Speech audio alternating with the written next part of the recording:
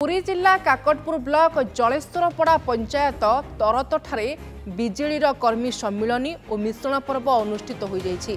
शताधिक नेता कर्मी बीजेपी और कांग्रेस छाड़ी बीजेडी रे सामिल होइछन्ति। फलरे काकटपुर निर्वाचन मंडली रे आहुरी सशक्त होइछि बीजेडी। निर्वाचन जेतिकी पाखे आसुछि साधारण कर्मी और भोटर सेतिकी बीजेडी प्रति आकृष्ट होइछन्ति। मुख्यमंत्री नवीन पट्टनायक नीति और आदर्श रे अनुप्राणित होई बीजेडी रे सामिल होइछन्ति। विधायक प्रार्थी तुषारकांति बेहेरा उत्तरीय दे शताधिक लोकंकु दल को स्वागत करथिले। जलेश्वरपड़ा पंचायत रे विकास द्विगुणित हेबो बोली कहिछन्ति बीजेडी रे जोग देइथिबा नेता और कर्मी।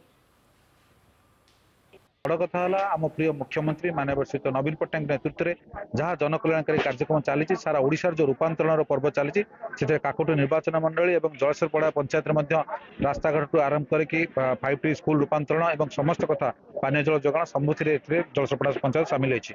तेणु मुझे आशा करुँच आज जो विपुल संख्यार जनसमागम ये साधारण लोक मान जो असुविधा जो समस्या जो था समाधान होती।